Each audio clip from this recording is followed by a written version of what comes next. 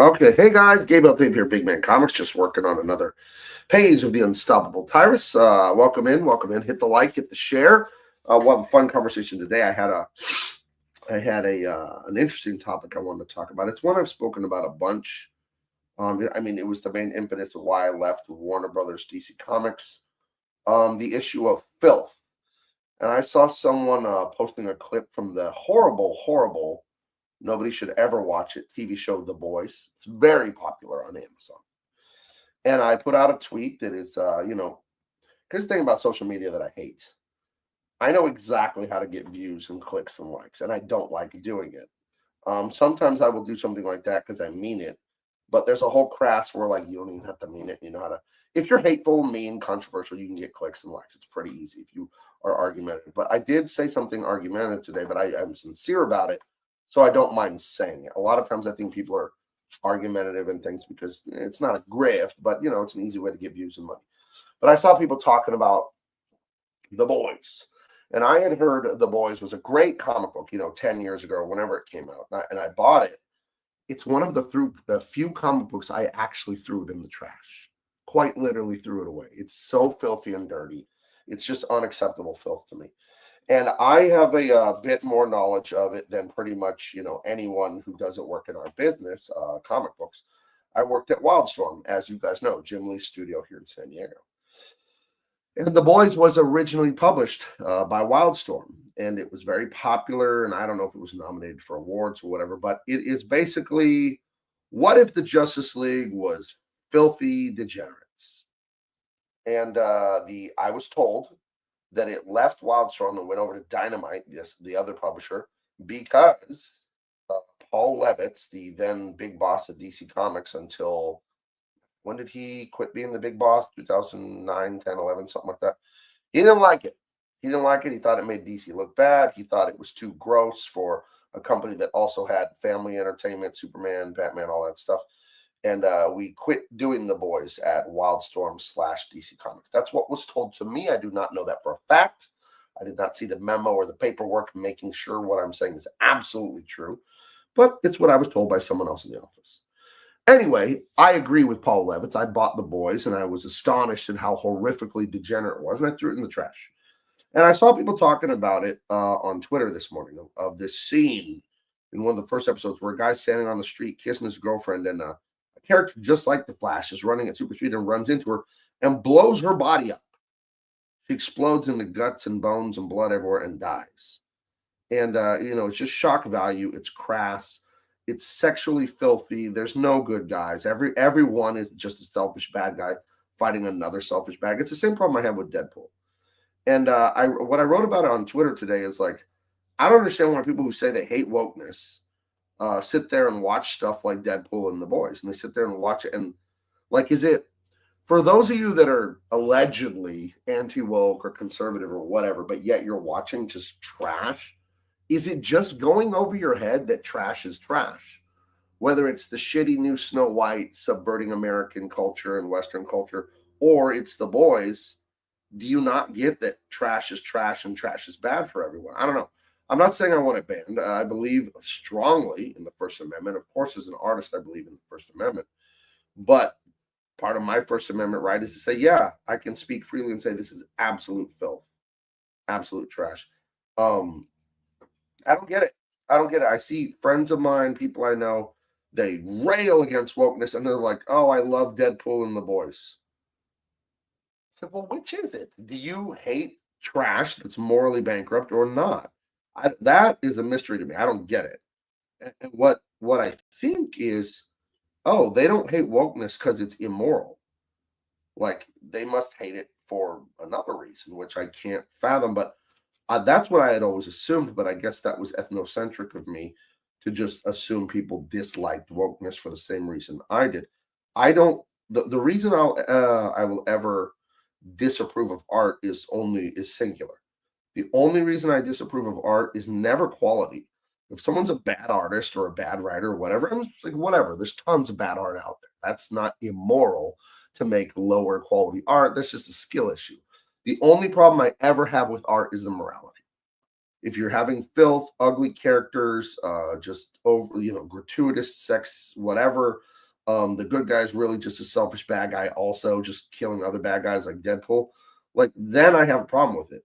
Because to say that Deadpool and those things are not well done artistically would be a lie. Of course, the acting, the writing, the special effects, all of it has a high level of skill in the artistic execution, but it is devoid of any merit.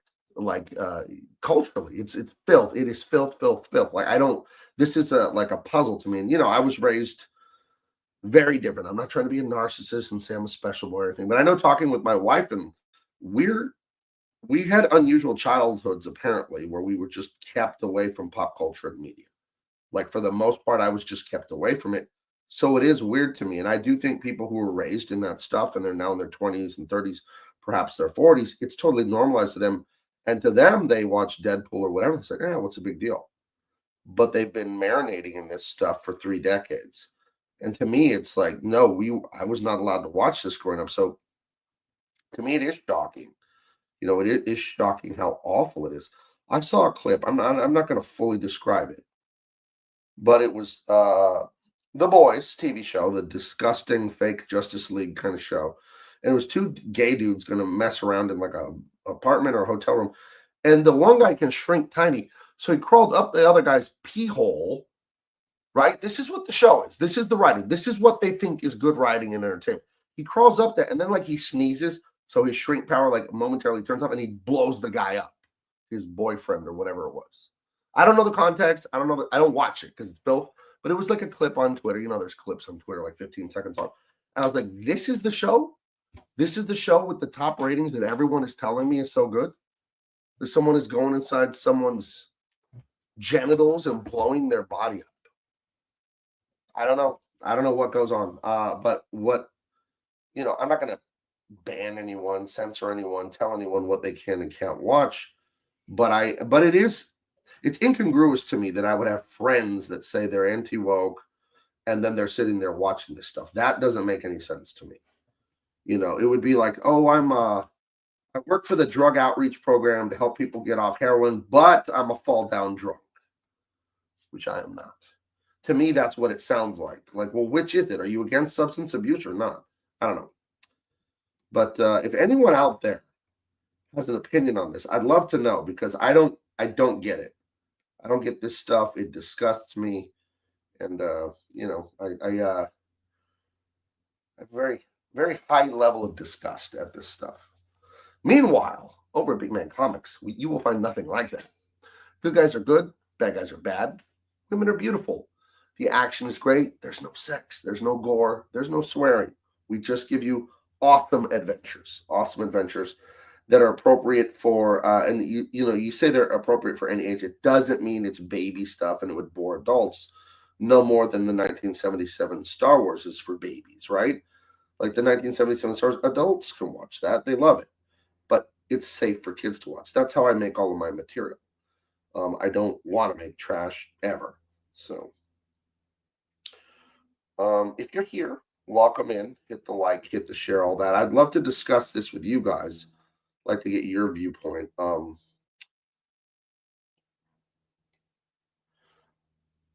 You got anything for me? No, but I have my own comment. I think that with stuff like that on TV, it just keeps like pushing the envelope. And it kind of goes back to like even clothing. I remember years ago, not that far off, but years ago, we were talking about women's clothing, and you said eventually women are just going to go out in their underwear. I was right. Right. I was right. Because the shorts just kept getting shorter. Right. And the tops kept getting smaller. And now you go to the beach and it's like... It's an arms race. It's an arms race. People are barely clothed. It's something at the beach. Right. But it's also in language. Like, when I was younger, you didn't say... Right. You didn't say those words. You didn't say corn. And please don't do that. I hate that. You start talking about grape and corn. Shut up. Right. Fucking so cowards. You didn't say that out loud. It was if it was said in whispers, and now everything's that porn, right. Food. What are they like? Food porn, like anything you like it, then you have to add that word to the end of it. And so it's in all aspects of life, not just these movies, but these movies are echoing what's going on just in your normal day-to-day life. And like kind of the thing with clothing too is like in the 80s movies what the hookers were wearing. Right. If you were watching like a cop show in the 70s or the 80s, the way the hooker would dress on the corner, the short skirt, a little top, and then a purse and some boots, that's like normal clothing now. Well, now it's a little bit more modest than what some people are wearing. That's true. That's true. It's really something. The part that bothers me, or not bothers me, the part that confuses me is the people going, "What? What's the big deal?" It's like, what do you mean? What's the big deal? Do you really have no standards? Because then, you know how curious I am, what a curious person I am. Then what's your problem with wokeness? What do you care then about wokeness? Why do you care if they turn, Luke Skywalker into a gay black, whatever? Like, why do you care?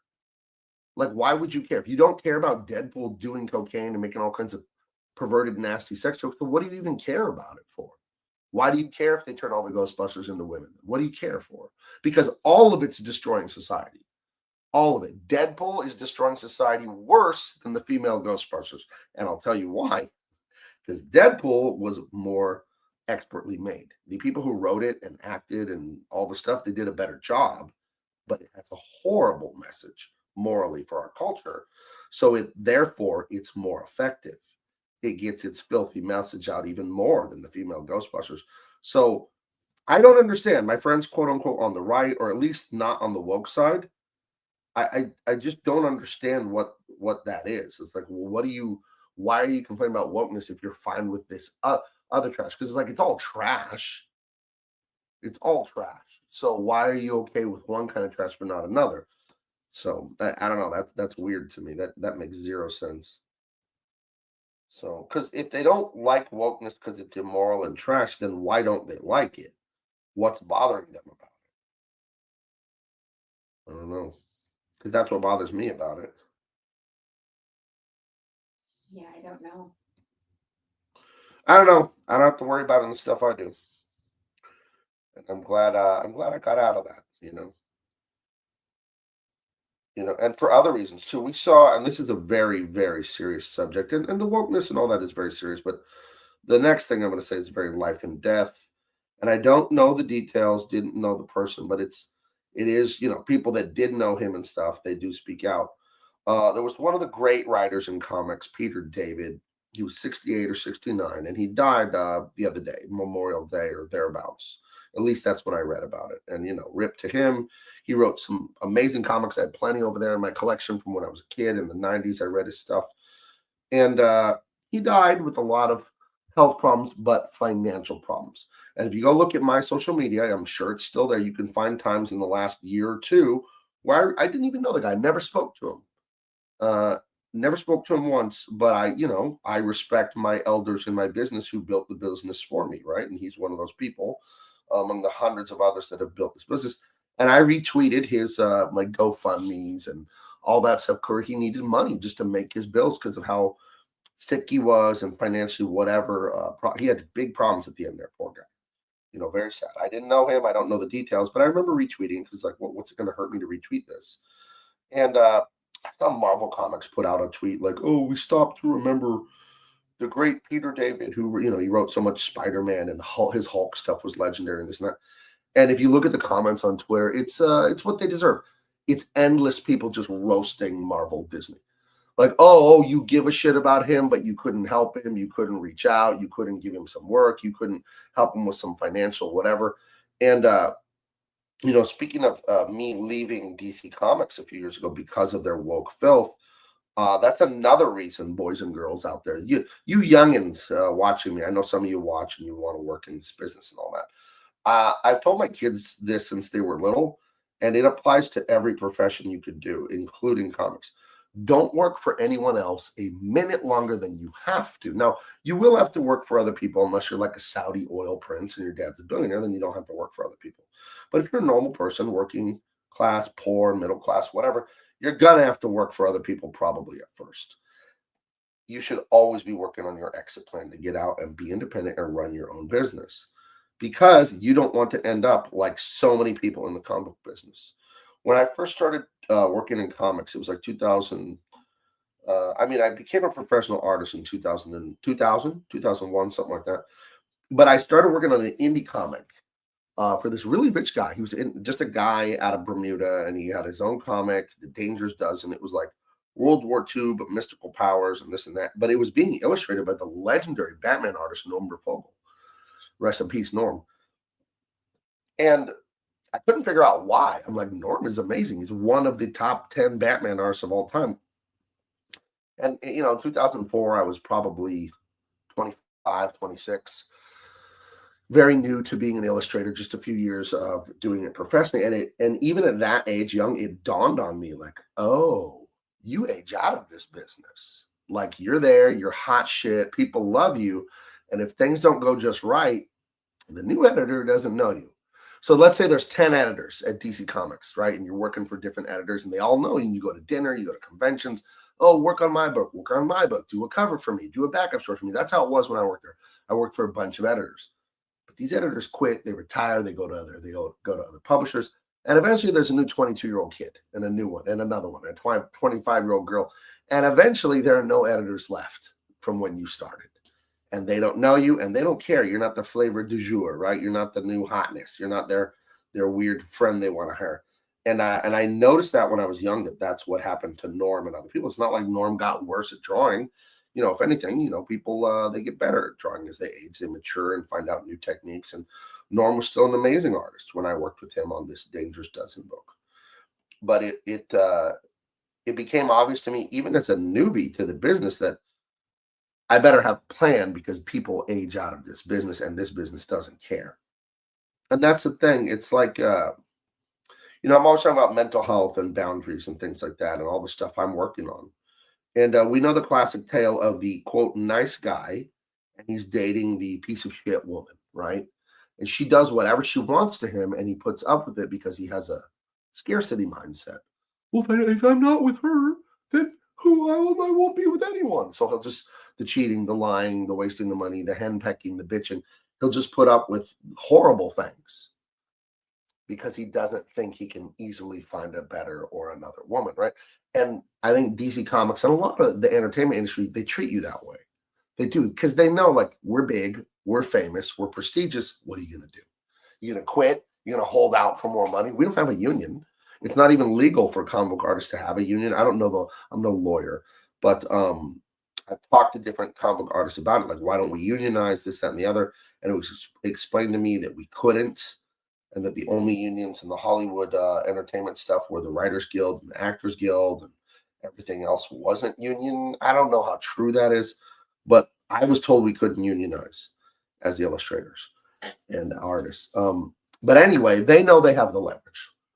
And the pretty girl who has the guy with the pretty awful, crazy, bad woman who's dating the guy who has no confidence and thinks this is the only woman that would ever lay a finger on him. He puts up with too much. And I think the comic book artists, you're young, you've wanted this so bad, you've burned for it, you've cried for it. Now you're there and you're like, well, if I say anything, what are they going to do to me? You cannot live life that way. You're giving away all your freedom. You're giving away all your autonomy. And I did that for a long time at DC Comics. I wouldn't say no to projects. I would take horrible deadlines, horrible assignments to help save the day. I was like a fireman for DC Comics, just putting out fires constantly. And once people find that out, and it's not DC Comics that does it, this is unfortunate. This is an unfortunate aspect of human nature. Once people find this out about you, many people will just use you if they find out they can. It's really unfortunate, but it's true. And whenever you're dealing with humans, interpersonal relationships, a philosophy I live by, one of my mantras is, what is my part in this? If I have problems with anyone, I'm not going to change anyone. I'm not going to change their behavior. I can't. I can only control me.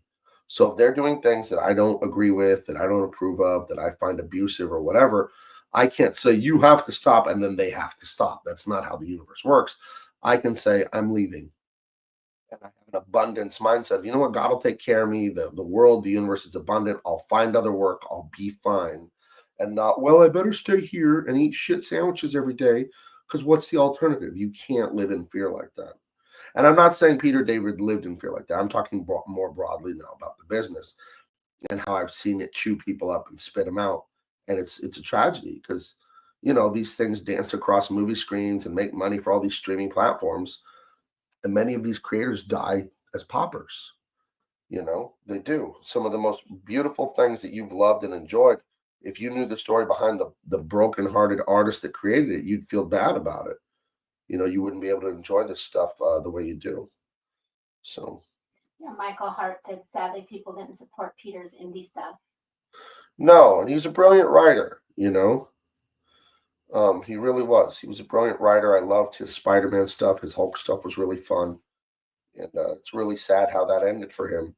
And it's just so phony to see Marvel put out a statement that they give a shit. No, you don't. Actions speak louder than words. If you care, you do something. If you don't care, you don't do anything.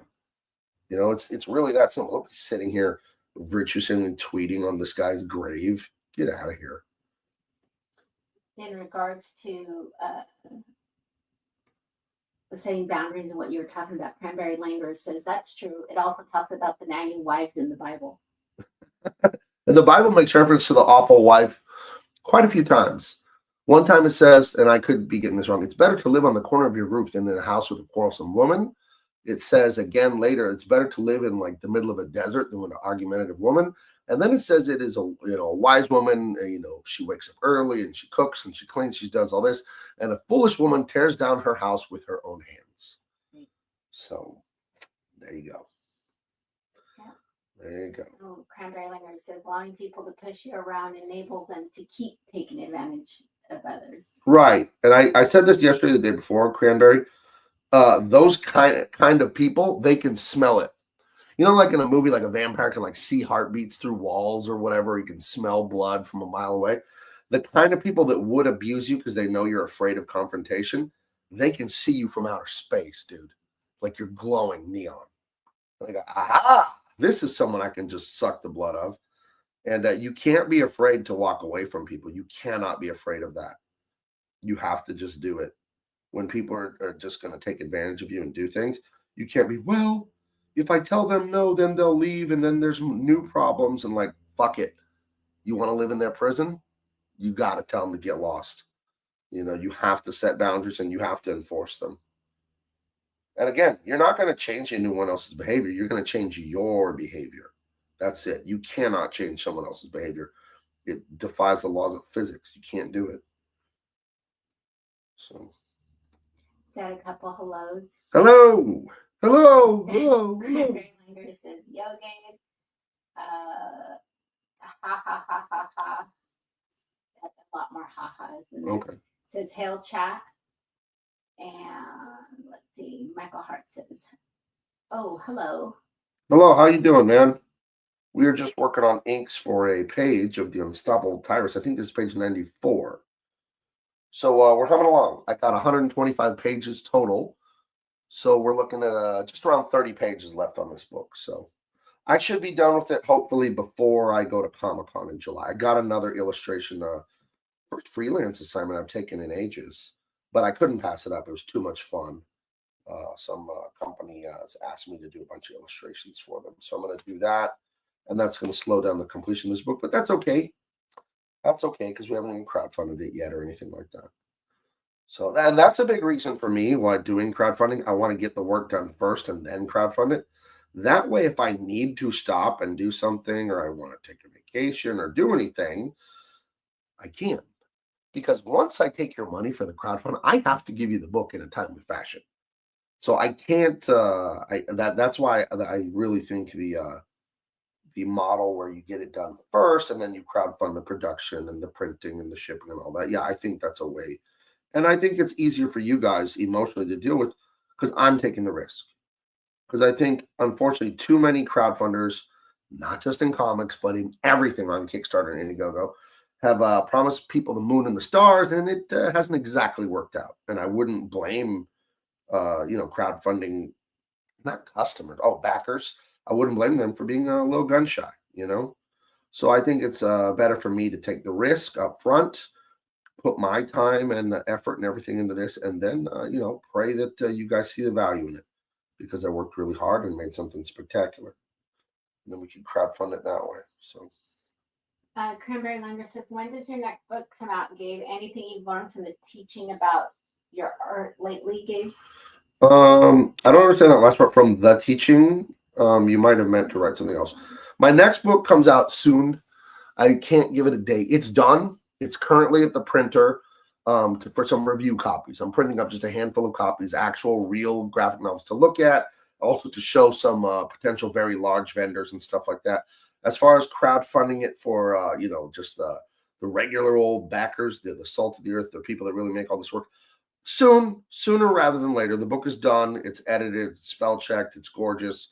I want to see what these prints look like, make sure everything comes out real nice on that end, but very soon. And we'll have more stuff soon after that too, because this, like I said, this Tyrus book, it's moving fast. We're getting this one done too. So, and after that, I'd like to do this military thriller that I wrote a few months ago. I really like it. So I think that's the next thing that I'm going to illustrate. So, sorry, I can't give you a more definitive date.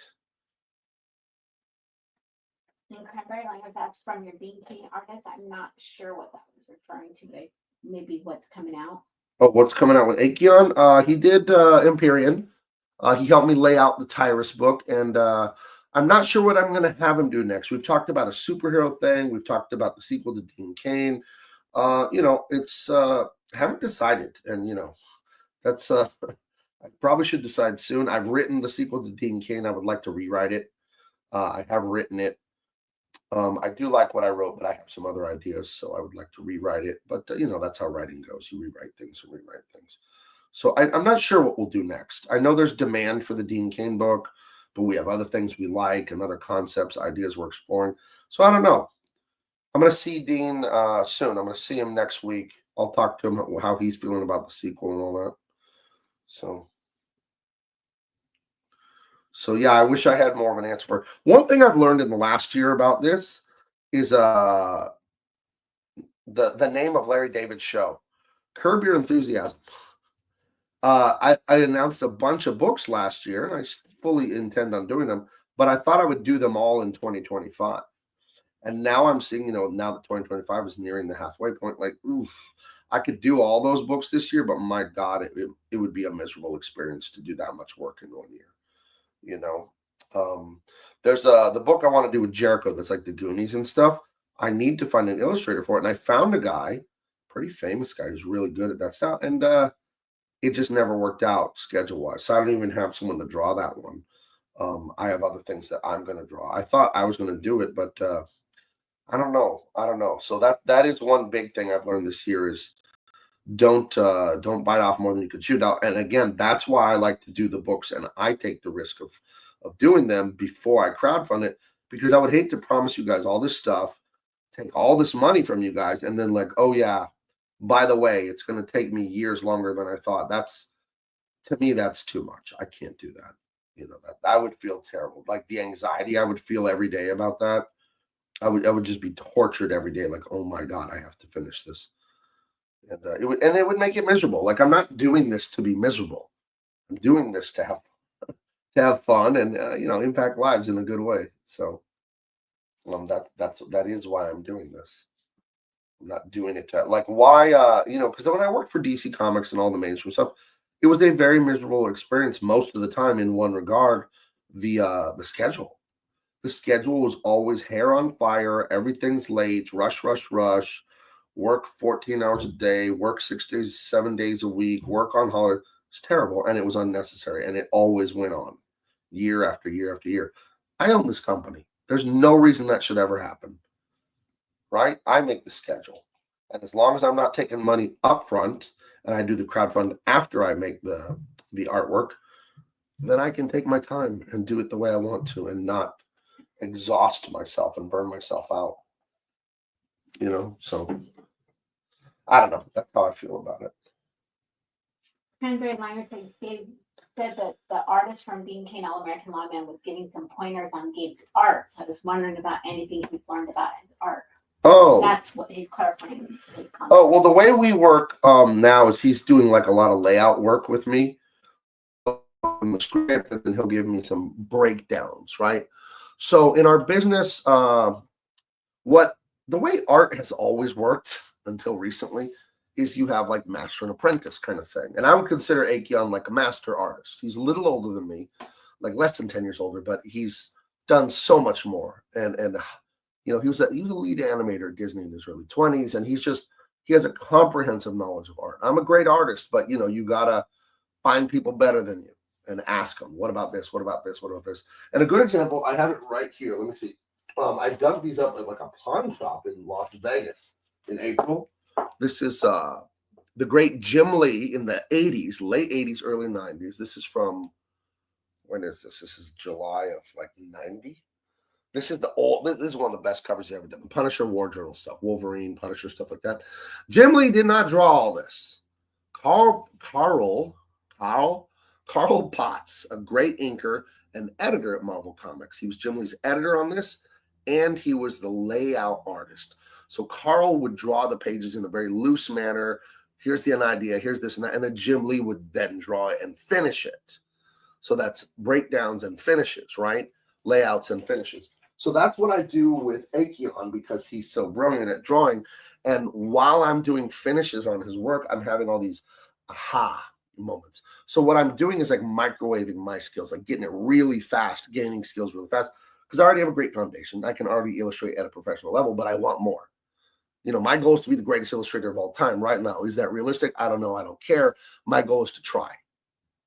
I don't need the goal. I don't need it to actually happen. I just need to try the rest of my life to keep getting better and better and better and better.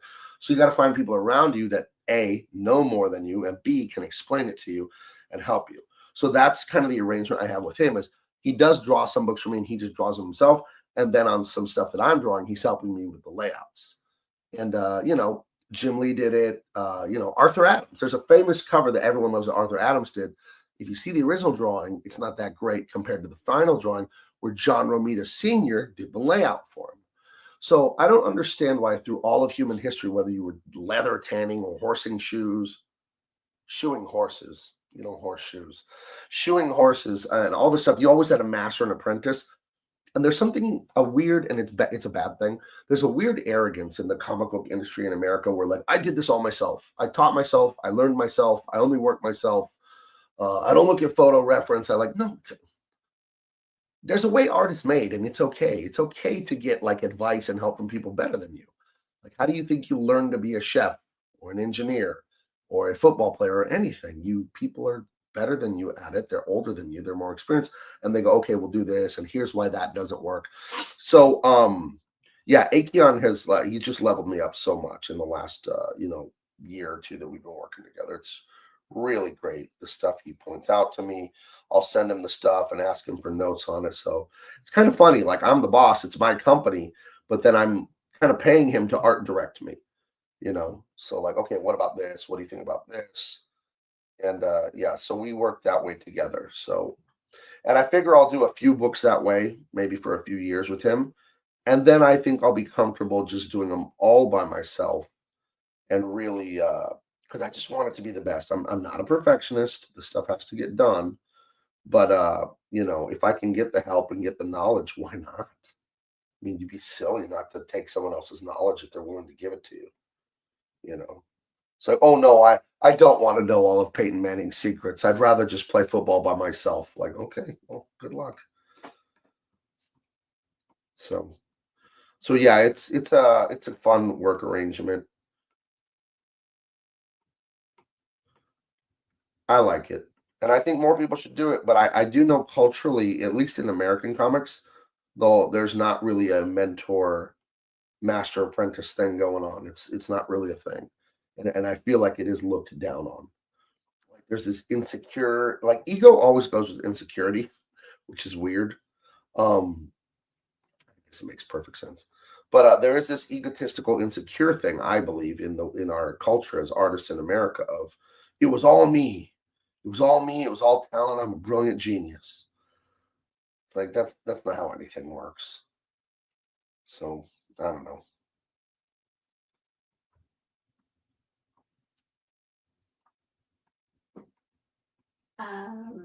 Cranberry Langer said like inkers and pencilers, and I don't remember what he's talking about.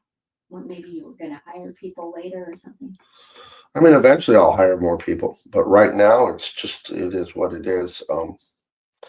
Right now, one thing I'm deciding is to go a little slower, and I thought I was going to do 4 huge books this year, and I'm just like, I could, but I don't want to rush stuff. I don't want to hack stuff out. I don't ever want to do that.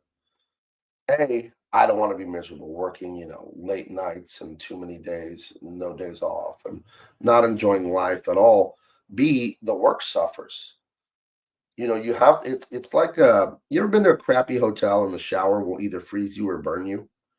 And the only way to get the right temperature water is like a chin hair like line. It's like the most precise dial on the shower.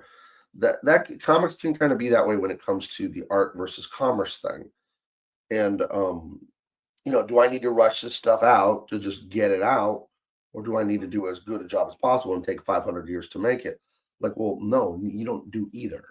You do it as quickly as you can, as professionally as you can, as high quality as you can, and living as good a life as you can. So you do find that balance. You do have to balance quite a few things, but you can do it. You can. I am doing it. I'm doing this stuff as quick as I can and still remaining comfortable. I do work a lot, and I would say, not patting myself on the back, I do work more than most comic book artists. I think, just looking at how people work and their output, I do work quite a bit, but I enjoy it. And when I'm done for the day, I'm done. I'm in my studio until I'm done, and then when I feel done, I leave. And I go back into the main part of the house with everyone else. You know, so because in the past I would just push past that. It was bad. You hurt yourself. You hurt your body. You don't feel good. You feel tired. Everything. Your hands hurt. My eyes would get all red and dry and itchy all the time, and from staring at the computer and all that. And that was pushing way past what I wanted to do. You know, but those were the old freelance days, working for DC and working for everyone else. So those were tough days. Yeah, I don't blame them. I blame me. Did they take advantage of me? I don't know. I kind of told them to. I kind of told them, yeah, I'll do anything, any deadline, any project. That was bad. That was not a good way to be. And I remember getting mad about it, getting so frustrated about it. And I called Jim Lee on the phone and told him about it. And he told me the truth. And I thank him for it. He said, it's your fault. He says, you say yes to every stupid thing they offer you. So quit saying yes. The next time they call you and say, oh, this book is late. We need you to work all 2 weeks in a row with no days off and, deadline this. Jim told me, say no the next time they offer you a piece of shit. And they did. And I started saying no. And wouldn't you know it, they started offering me better jobs. Isn't that weird? That's kind of like the lament of the nerd. He's like, girls will be like the bad boys. That is so true in this business. The guys that are like good at drawing, but they're like not irresponsible, but they do it slow. They do what they want. They're like, the editor's like, I need 4 pages a week. And they're like, yeah, you're going to get 2. Those guys get better assignments. They get treated better. They get paid better. It's just how life works. And if you're the guy that's giving off desperation, yeah, I'll do anything. I'll do anything. What do you need? No sleep, no pay, then you're going to get treated that way. And it is your fault to a degree because you're telling them it's okay to violate your boundaries. So they're just going along with what you said. You said, yeah, what boundaries? And they're like, okay, what boundaries? Because at the end of it all, the editor just wants to get the book out so they don't get their ass chewed off. So speaking of boundaries, what do you think about Macron's quote unquote wife slapping him in the face? 100% unacceptable. What are we talking about? It's crazy. But here's the thing I know about the news. It's all fake news until proven otherwise.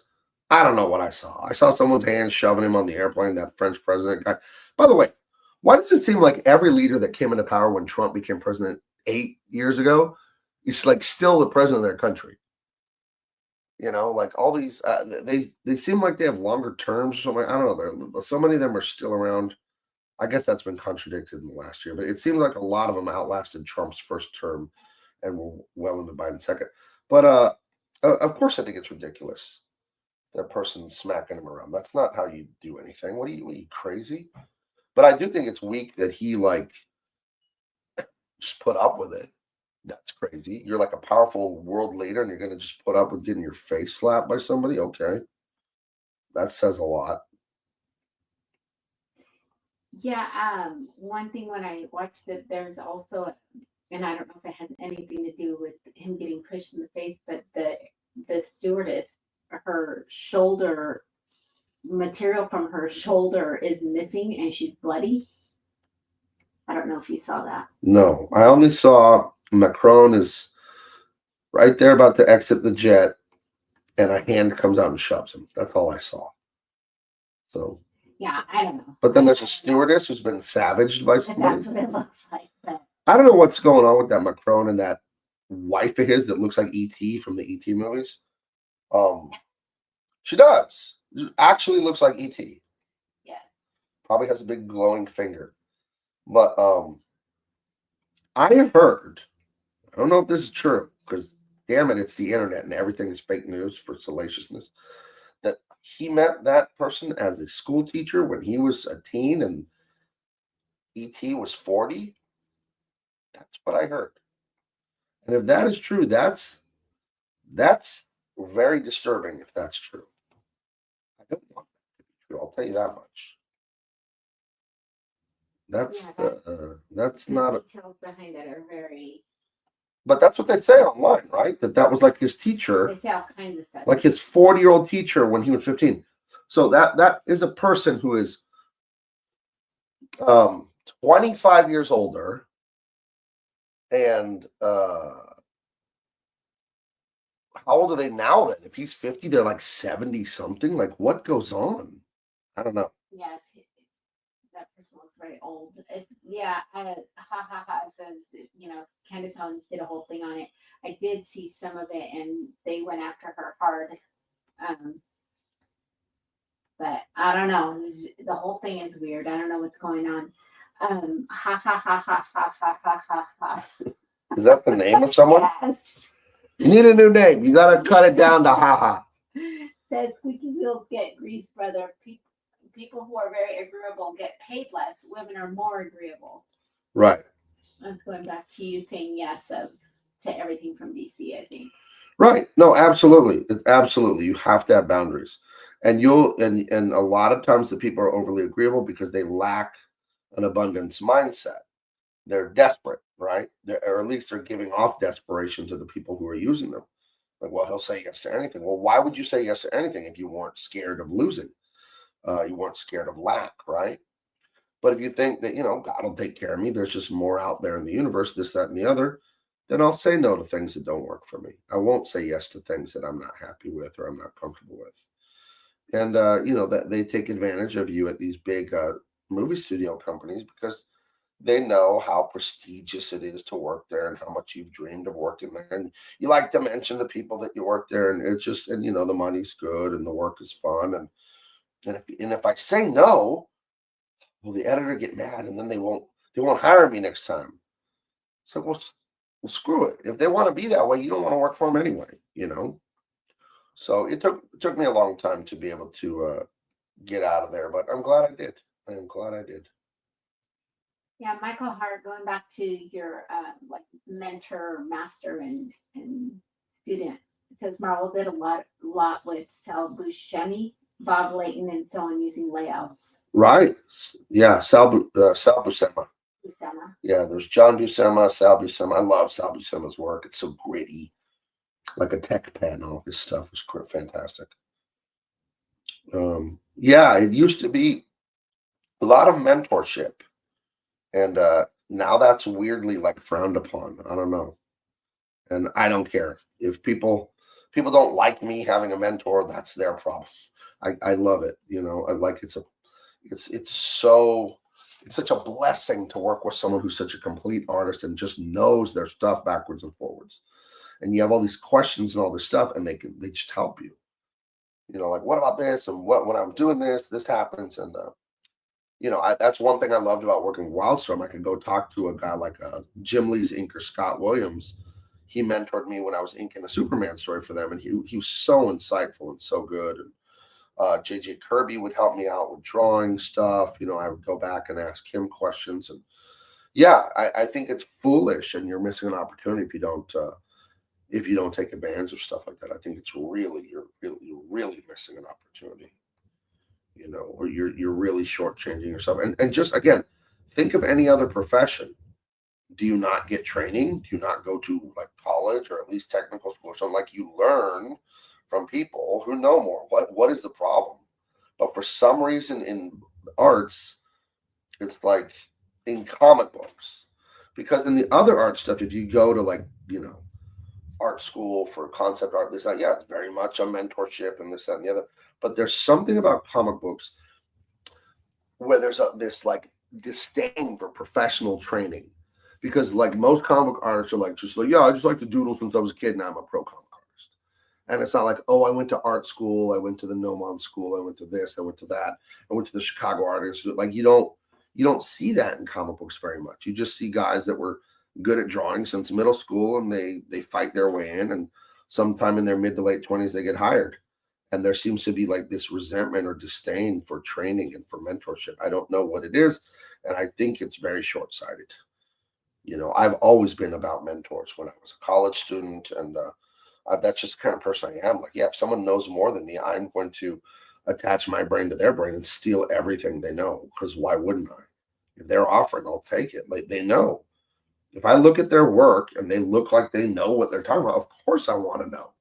Why would I want to reinvent the wheel and find out for myself?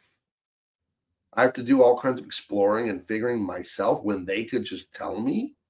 That's so dumb and inefficient. I don't know. But I think it stems from like an insecurity or something. Like, oh, it was all me. I think it's weird. I don't know. I think it's a real weird thing that I've observed for a long time. A lot of artists are very weird people. If you haven't picked up on that, you can ask my wife. I'm a very normal person.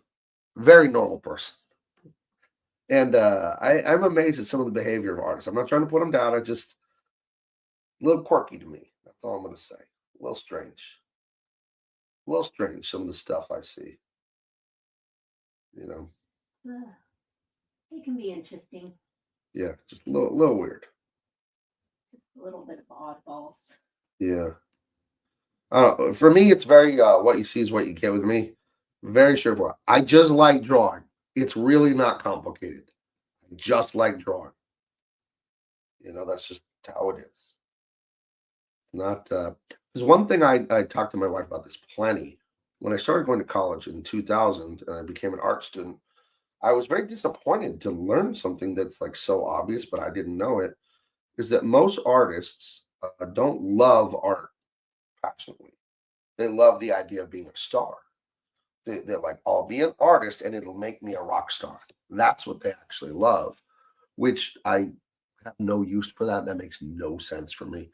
Any of you out there that have come up to me at a convention or whatever, I'm exactly like you see me here. I don't act like, oh, I'm so cool. Do you want my autograph?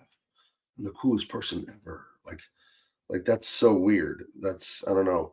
But when I was in art school, I got that vibe. Now, that's young people, college age people, maybe just some weird insecurity or something like that. I don't know. I don't want to read too much into it, but I did notice that a lot of the people did not love art. They loved being a star. They wanted to be worshipped. That is bizarre. At least I think so. Cranberry Langer says maybe it's because they view the world as apart from themselves. That's why they can represent the world so well. Oh, and that detachment might be because they feel detached themselves. I have no idea. I'm not sure what it's talking about either. Maybe there's a conversation going on that I'm not aware of. Sorry, Cranberry. She'll do better. Yeah, I'll do better. So, you want to get outraged about something, we've talked about this a lot, because I saw it on X about California is now giving tickets to people who park 20 feet within the stop. Right. So they're making millions of dollars by handing out tickets, but they also haven't painted it red. So you have to. It's a guessing game. Yeah. Will you get a ticket? So anybody from California has probably heard, I don't know if anyone else has heard about this, but you're not allowed to park within 20 feet of a crosswalk anymore. If you're facing the direction of driving into it, if you're facing away from it, you can park right next to a crosswalk. So you can park on right-hand corners at the crosswalk. You cannot park on left. No. You can park facing away. So if you started to drive from a park position and you would not run over the people crossing the street, you can park there. But if your car is in such a way that if people cross would walk in front of you, you cannot park in front of the corner. This 20 is feet from the corner. Yeah, this is beyond stupid. And this is within neighborhoods. This is 100% of every corner in California. Every corner, every neighborhood, everywhere. It's ridiculous. So they also said they're not going to paint them all red. So I feel like it's just a money grab. Of course it is. They never stop spending money and go, oh, the budget, we should not spend. They're like, oh, the budget, we got to raise fees, taxes, tickets, fines, permits. They will spend as much money as we give them. Like, we need to realize that, so we need to quit giving them money because they'll just spend as much as we give them. They can't handle it at all. Right? It's just beyond stupid. Right. I saw a headline on X saying that California Democrats are trying to pass a law that would allow illegals to work in vote counting centers. Oh, okay. Is this real or fake news? I don't know.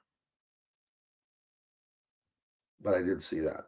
Well, that's like the first class of illegals that became policemen in LA happened a few months ago.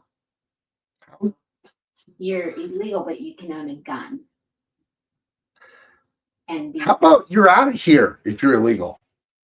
Well, what are we doing? Because they like to say they're undocumented citizens.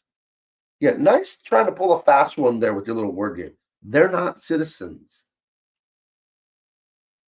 I can't just go to Mexico and start demanding things. Yeah, when we went to Mexico, I started, we were just talking about like, what would it be like to live there or stay there for a few months? And when we started to look into it, you can't even own property if you're not a Mexican citizen. But when I tried to look it up on Zillow to even rent, nothing would show up there.